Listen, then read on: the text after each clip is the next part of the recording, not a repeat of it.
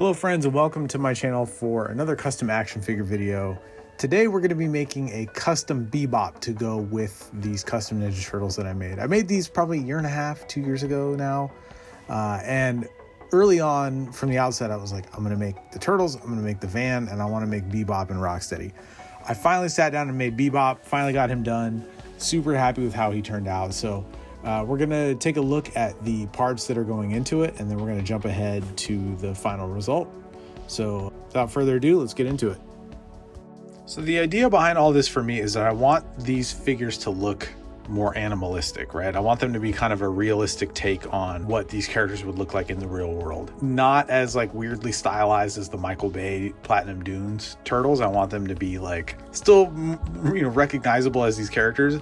I thought the BEBOP and Rocksteady they did in that second movie looked really good. So that's, I guess, closer to what this would be, but kind of my own flair and also like dependent on the supplies available, right? I got one of these bodies. These don't have a name. These came out a while ago. I don't think you can get them anymore. I don't know who this guy's supposed to be, but this guy's clearly The Rock. And this, to me, looks like it's supposed to be Chadwick Boseman, but they're all kind of stylized, right? I also put out clothed versions. They were called like City Thug, but they put out the blank bodies, and these have a great kind of like animated quality to them. Now, I didn't want them to look animated, but I want them to have like animalistic features. So this being like broad shoulders and like big hands, to me is perfect for what I'm trying to do with these figures. And then for the head, I got this on Amazon. This is just like a little safari animal toy. You can get these like drugstores sometimes, places like that. And I was like, oh, that's a perfect size, right? Like that's going to look pretty cool. And I still think it's pretty great, but I was going to have to cut into this and it was going to be a whole thing. And then I got sidetracked with other projects and this just kind of went on the back burner. Since then, this figure came out. This is from one of the Hasbro G.I. Joe figures. It came with this. I don't know the character's name. Somebody please put it in the comments below. But I saw this in a review and I was like, I gotta find that pig. And then thankfully somebody was selling it separately, like how people do, part these things out and whatever. So I managed to find this for a good price. The head articulates. Took this off. This is a different peg that came with it, but I needed something longer. And it already has like the piercing in the ear and the nose and stuff. I was like, this is perfect. So I took the head off and I modified this for this ball peg, and the little bit of force, it gets right in there. And now I've got a perfect base for a BEBOP figure, and I'm so stoked about this. So I am going to need, though, the nice thing is like it can articulate really well, right? Like it can look up, it can tilt, it can do everything. And the mouth articulates. So I'm glad I ended up waiting and working on other stuff, because now this thing comes out and it's like, it's the perfect head to use. So I'm pretty stoked about this. A couple things I'm going to need to do. I need to sculpt some traps onto him. I want it to fit this neck piece really well. For his skin, I don't like to paint the blank figures if I can help it, because then you get paint rub and it's a whole thing. And I want it to be as seamless as possible, like the Turtles. So I'm gonna use the same technique. I got a white spandex shirt that's gonna go over this, and I'm gonna paint this to be the color that I want it to be. So it'll be somewhere kind of in between this, maybe a little more brown to it, because it is BEBOP and he is typically like brown or depicted in that color. And then I'm also going to use some yarn to make like real hair for him. So I think this is going to be a really cool final look. And then this is just like a vest from GPS Lot. It was made for the Red Hood, and it's just perfect for this character. These are pants from a Mezco blade that thankfully fit this body pretty well. And then I have some like generic boots I'm going to put on him. I wanted to do the kind of Converse Chucks look that he has. I don't know that would really work on this. And I have these boots, so I think something like this that I'll just paint red would look pretty cool. And yeah, then it's going to be just some fun little detailing. I'm not going specifically for like, here's exactly the cartoon model, but just made real. So I'm probably not going to do the turtle shells on him, but I might do some kind of pauldrons on there. And, just kind of my version of BEBOP to fit in with my version of these turtles. I'm excited to get this thing going. And boom, just like that, he's done.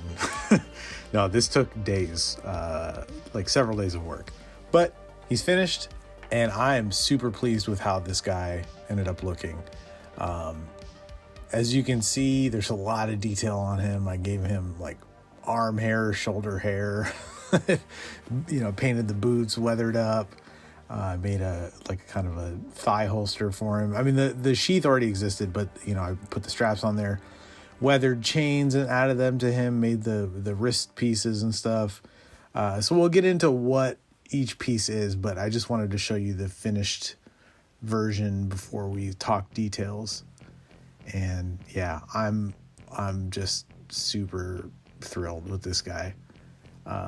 We'll do a side-by-side in a moment of him with the original toy, but I actually did kind of end up just doing sort of like what the original toy looked like, but made real in my own style. And yeah, I think it just turned out so cool. Now, the nice thing is he maintains all of his posability. You know, when I made those turtles, their limb articulation was really restricted by the soft goods painted with leather paint that I put on to make their skin out of so that they'd be seamless. But this guy, I didn't use the leather paint because he doesn't have like reptile skin, right? So he just retains all the articulation that a clothed figure in this body with this body would have. So he can pretty much do, you know, anything. And I'll show a little bit of the articulation in a bit here, but yeah, I'm just super psyched. Like at first I was worried about the head size. I was like, is it going to be too big? But I like it that like how big it is. Like it makes him look freakish, like a mutant, right? Because like ultimately that's what he is. And I think it's kind of fun to have the elongated snout and not just the more like humanoid head with a pig nose on it.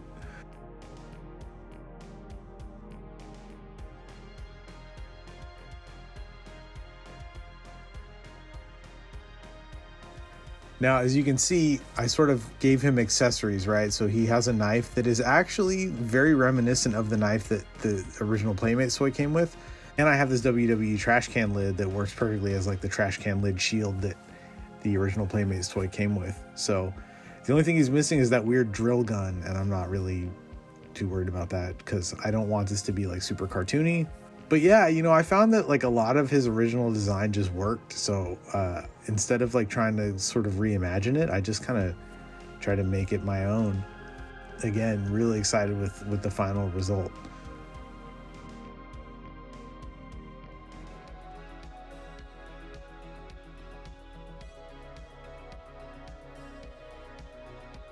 So here we have him next to the original Playmates version. As you can see, they're, you know, pretty much the same as far as the color blocking is concerned and the general aesthetic.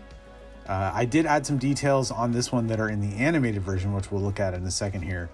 But you know, the chain around the waist, around the left wrist, the sort of bracelet thing on his right, the green on the shoulders. I opted not to do turtle shells. I like the look of just kind of like a, you know, solid armor pauldron kind of thing. Those are from a Thor Ragnarok figure. I added the bandolier of bullets on mine that's in the cartoon, and then the necklace is from a Mezco Black Panther that I had as a spare that I used for some other stuff. So I did add a few details like his buttons. You know, you could see that they were drawn on in the cartoon, but they didn't have any detail. I think it could be incredibly difficult to draw that over and over again and animate them. And then I added those grenades as well that are from the cartoon. So we'll take a closer look at him on the workbench, and then we're going to get him in the display with some turtles and see how he looks next to them.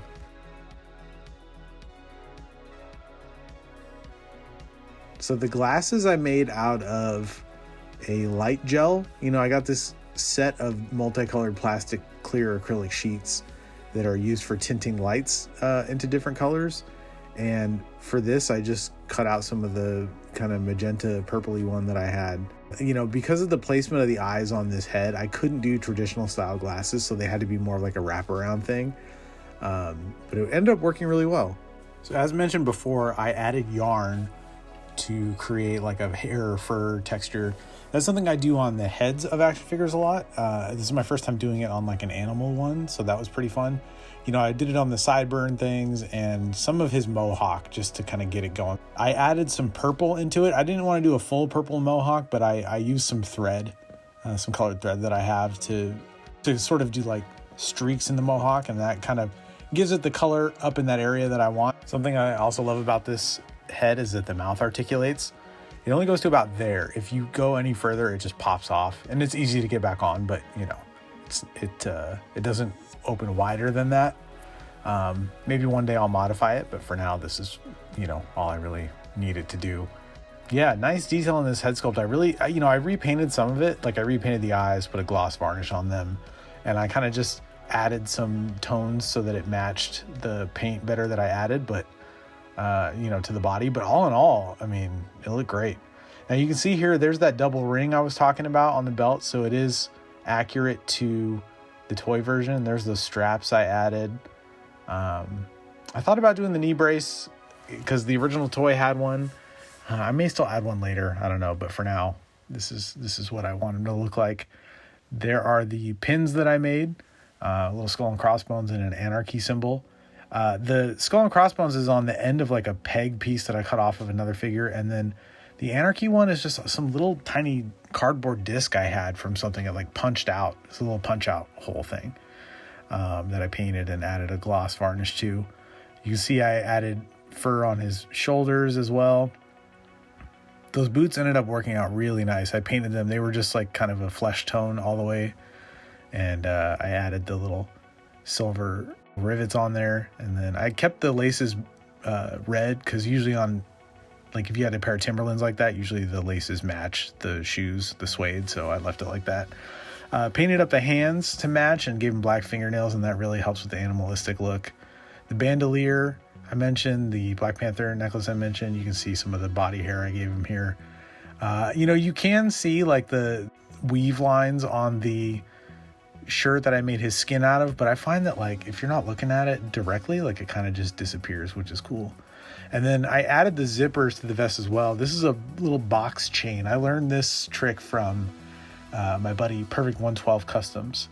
I'm not sure where he discovered it, but he's the one who told me about it, and they work so perfectly for miniature zippers.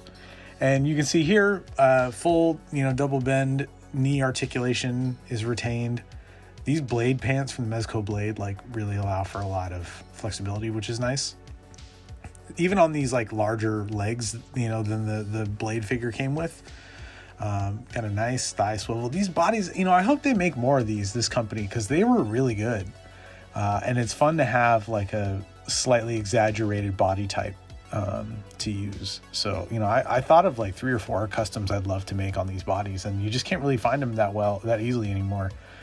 I do have another one for Rocksteady, which is cool. And actually it already came with like Rocksteady's outfit on it. So I just have to figure out the head situation and all that. But yeah, nice ab crunch on this guy. I mean, a lot of flexibility. And, sometimes when you make a custom, like it looks really good, but it is less functional because of the stuff you have to do with it, but not in this case. So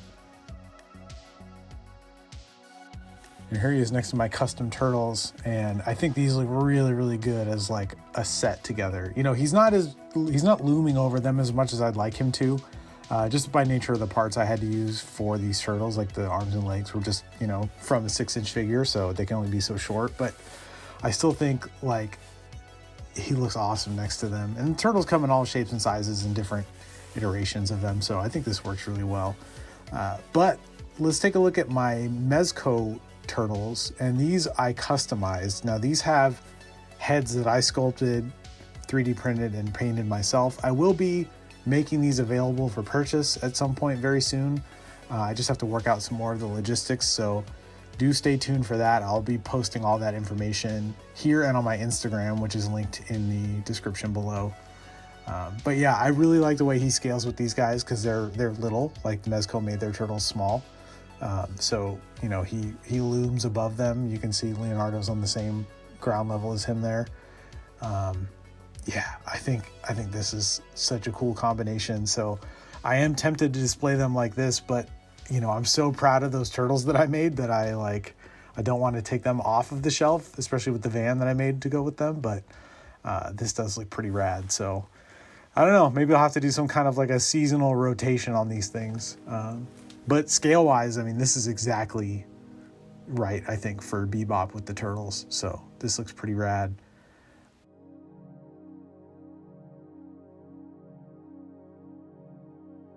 So as we wrap up here, we'll take a couple more looks at the turtles and we'll see what the final display looks like.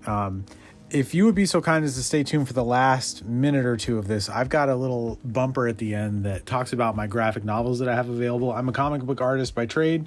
I write and draw my own comics and graphic novels, and I've got several available. So I'm going to give you a little preview of which ones I have out there that you can check out and read, as well as some cool shirts I have available. So if you enjoyed this, please share it with a friend, especially if you have any friends who like the Ninja Turtles and who might be interested in getting a set of these Mezco heads when I have them available. Follow me on Instagram. As I mentioned, that'll be one of the best places to find out when these are going to be available. I will be making it very obvious, so no need to, hit me up about it. Like, it's the information will come out when it comes out, and I will make sure that everybody gets to see it before I open up orders. With that said, thank you all so much for watching. Check out this last little bit. This is the final setup I have in my shelf for now until I get or make more figures. So that's gonna do it for this one. Until next time, keep your head on a swivel. So that is going to do it for this video. I want to thank you all so much for watching. I invite you to click the like button and hit subscribe and join me as I make cool stuff.